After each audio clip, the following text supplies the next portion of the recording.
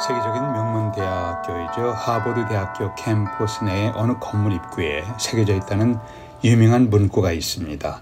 인간은 만물의 척도다. Man is the measure of all things. 인간은 만물의 잣대다. 인간은 만물의 기준이다. 그리스 철학자 프라타고라스의 말로 유명한데 어떤 의미가 내포되어 있습니까?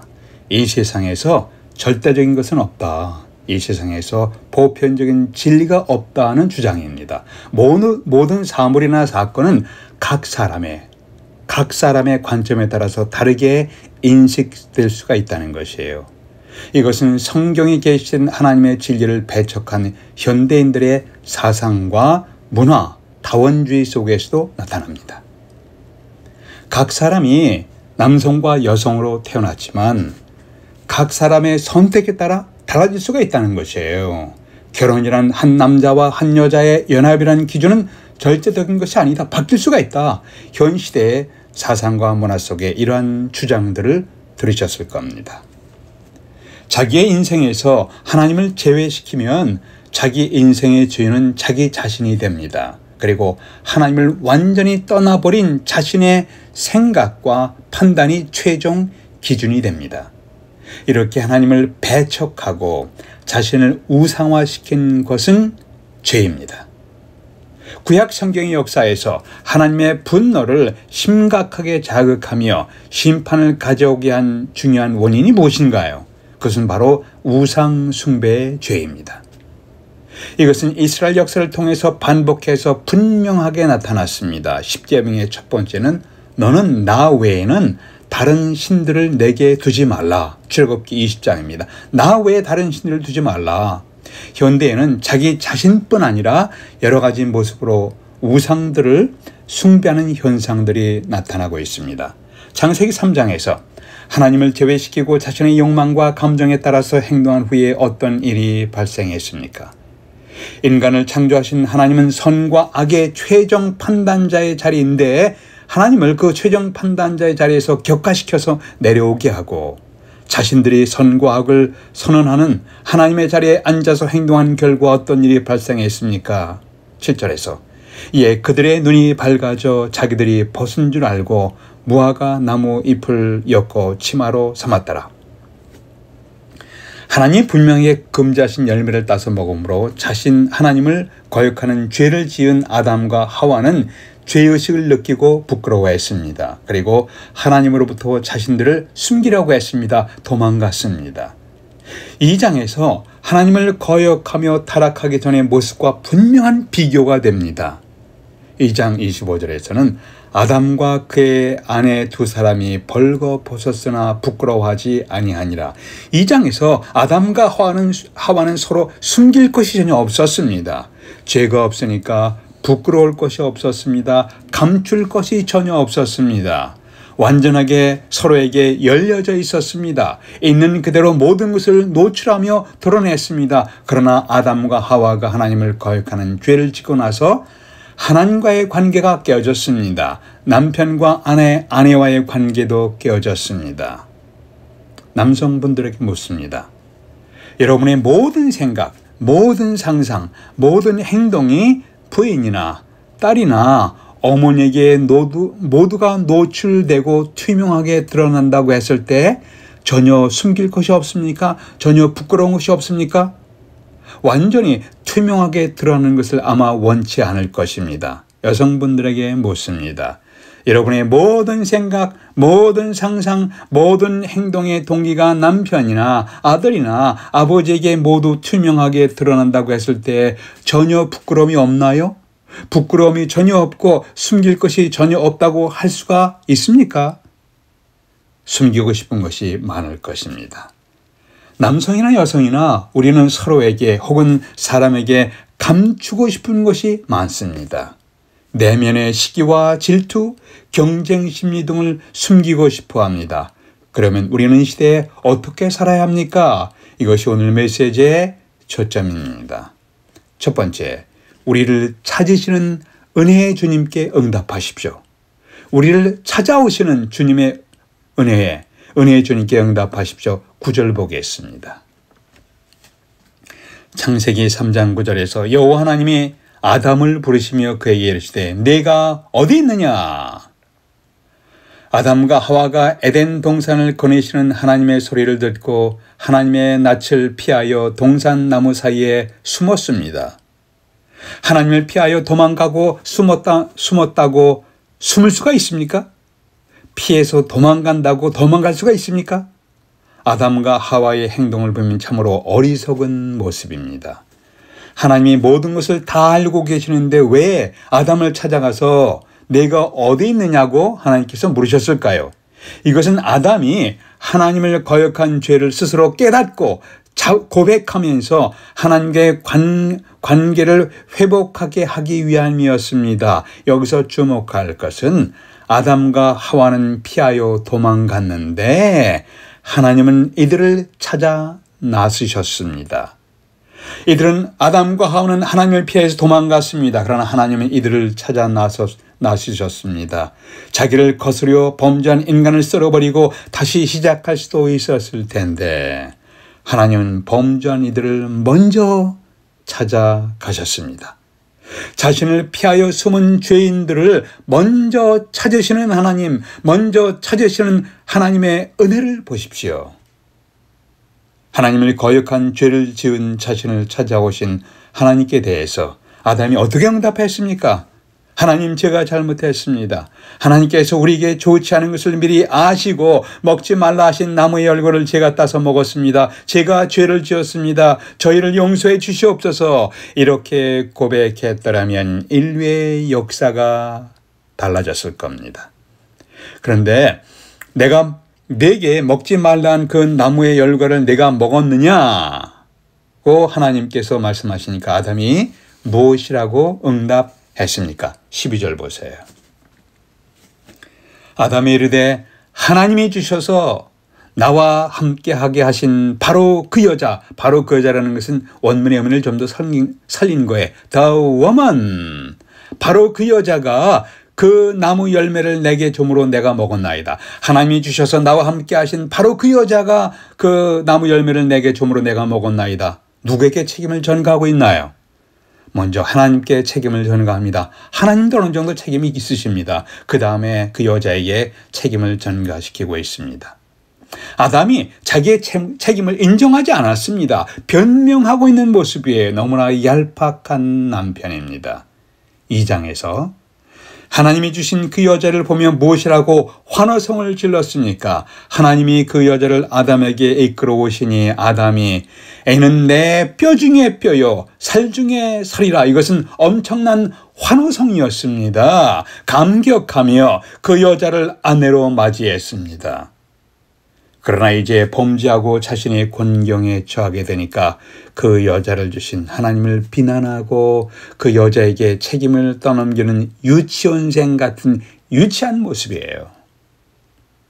이제 아담의 부인 하와는 어떻게 반응했나요? 13절에서 여호와 하나님이 여자에게 이르시되 네가 어찌하여 이렇게 했느냐? 내가 어째서 이렇게 했느냐? 이때 하나님, 제가 잘못했습니다.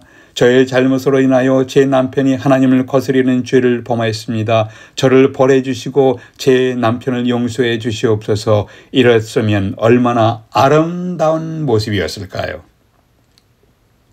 그러나 하와가 어떻게 응답했습니까? 13절에서 내가 어찌하여 이렇게 하였느냐? 여자가 이르되 뱀이 나를 꿰물어 내가 먹었나이다. 이 여자도 자기의 잘못을 인정하지 아니하고 모든 책임을 뱀에게 전가시키고 있습니다. 그 남편의 그 부인의 모습이에요. 이것을 사자성어로 부창부수라고도 합니다. 이렇게 자신에게 안 좋은 사건이 터지면 자신의 책임을 다른 사람에게 전가하고 자신의 책임을 인정하지 아니하고 서로 다른 사람에게 책임을 떠넘기는 모습이 오늘날 우리의 삶에서도 흔히 볼 수 있는 모습입니다. 서로 책임을 떠넘긴다고 사건이 해결되는 것은 아닙니다. 하나님 앞에 나와서 자신의 행동을 고백하고 은혜를 구해야 치료와 회복의 시작이 되는 것입니다. 하나님께서 여러분에게 찾아오셔서 내가 무엇을 했느냐라고 물으시면 여러분은 어떻게 응답하시겠습니까? 두 번째, 오늘 말씀을 통해서 우리에게 주시는 교훈은 우리에게 은혜를 베푸시는 주님을 바라보십시오. 은혜를 베푸신 하나님을 바라보십시오. 21절 보세요. 여호와 하나님이 아담과 그의 아내를 위하여 가죽옷을 지어 입히시니라. 하나님께 거역하며 범죄한 후에 자신에 대해서 부끄러움을 느꼈습니다.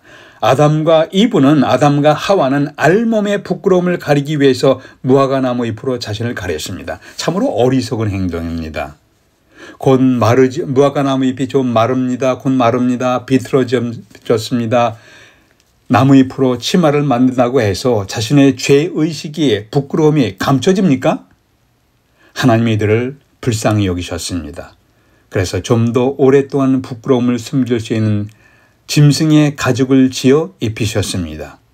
무화과나무 잎보다는 훨씬 더 오래 갈 것입니다. 이 시점에서 짐승을 잡아 희생시켜서 얻은 가죽으로 아담과 하와의 부끄러움을 어느 정도 감출 수 있다. 희생 제사는 아니지만 미래에 어떤 일이 전개될 것인가에 대해서 예표를 해주고 있습니다. 우리의 죄로 인한 부끄러움을 감추기 위해서 다른 생명체가 희생되어야 한다는 것을 보여줬습니다. 창세기 22장에서 이삭을 죽음에서 구원하기 위해서 이삭을 대신해서 한 어린 양이 희생되었습니다. 애굽을 탈출하는 날 밤에 시작된 유월절에 어린 양이 희생됨으로 심판자의 진노에서 이스라엘 백성 각 가정이 구원받을 수가 있었습니다. 이것을 기념하여 매년 6월절에 어린 양을 희생시키면서 기념 예배를 드렸습니다. 또한 매년 속죄일에 1년에 한 번 매년 속죄일에 전체 이스라엘 백성들의 죄값을 대신해서 짐승이 희생되었습니다. 점진적으로 한 짐승이 인간의 죄를 짊어지고 인간을 대신하여 희생되어야 한 짐승이 인간의 죄를 짊어지고 인간을 대신하여 대신 희생되어야 인간이 하나님의 심판에서 구원받게 되는 것을 깨닫습니다. 이러한 희생을 통해서 죄로 인한 심판에서의 구원은 궁극적으로 하나님의 어린 양으로서의 희생되실 예수 그리스도를 예표하고 있었습니다. 신약 성경에서 침례 요한이 예수님을 보면서 이렇게 외칩니다. 보라, 온 세상 죄를 지고 가는 하나님의 어린 양이다. 온 세상의 죄를 짊어지신 하나님의 어린 양으로 묘사했습니다.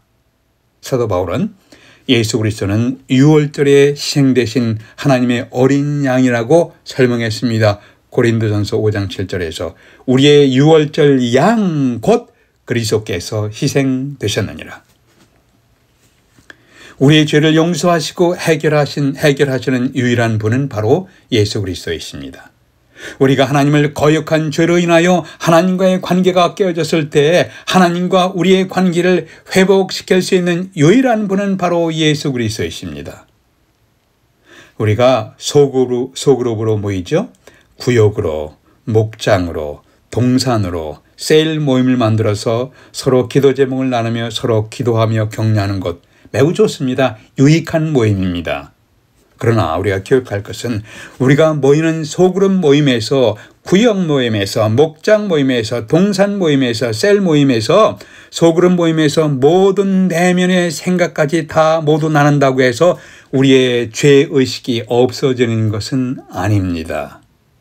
우리 내면을 우리 내면을 모두 다 드러낸다고 해서 영적으로 깨끗해지는 것이 아닙니다.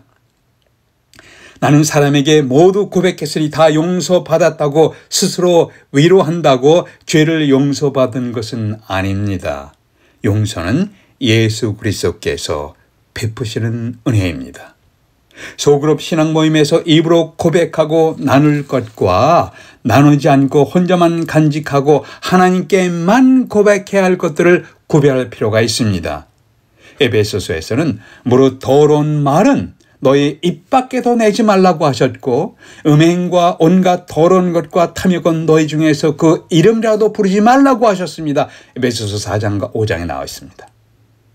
하나님 앞에서 모든 것을 고백하며 용서와 은혜를 구해야 합니다. 하나님 앞에서는 감출 수 있는 것이 없습니다. 그러나 사람들과의 관계에서는 할 말과 하지 말아야 할 말들을 구별해야 합니다. 가해자가 피해자가 된다. 이 criminal became a victim. 가해자가 피해자가 된다는 신문 기사를 종종 보셨을 겁니다. 자신이 다른 사람에게 해를 끼쳤잖아요. 해를 끼쳤는데 자신을 피해자로 둔갑시키는 경우가 있습니다. 그것은 제 잘못이 아닙니다. 아무개 때문에 그렇게 했습니다. 나도 피해자입니다. 이러한 자기 합리화를 실제로 주위에서 들으시고 보셨을 겁니다. 창세기 3장의 아담은 자기의 잘못을 하나님이 주신 바로 그 여자 때문이라고 하면서 하나님도 책임이 있으십니다라고 주장하는 모습을 보십시오. 또한 남편과 아내 사이에서 서로 책임을 떠넘기는 모습을 현대인의 삶에서도 흔히 볼 수가 있습니다. 현 시대는 부끄러움을 상실한 시대이며 뻔뻔함이 만연됩니다. 옳고 그름에 대한 사회적 합의가 희미해지는 시대에 살고 있습니다. 우리는 이미 도덕적으로 붕괴되는 사회의 모습을 보고 있습니다. 그럼에도 불구하고 우리를 먼저 찾아오시며 은혜를 베푸시는 하나님께 여러분은 어떻게 응답하시겠습니까? 하나님 앞에 나와서 자신의 허물과 죄를 고백하며 용서의 은혜를 베푸시는 하나님과 화목하며 하기를 원하십니까? 하나님 앞에 나와서 자신의 허물과 죄를 고백하며 용서의 은혜를 구하는 자는 하나님과 화목하게 됩니다. 여러분은 하나님과 화목하셨습니까? 기도하겠습니다. 아버지 하나님, 부끄러움을 상실한 시대에 저희들이 살아가고 있습니다. 예수 그리스도의 희생을 통해서 베푸신 은혜에 응답하며 하나님과의 깨어진 관계를 회복할 수 있도록 저희들의 발걸음을 인도해 주시옵소서. 우리 주 예수 그리스도의 이름으로 기도하옵나이다. 아멘.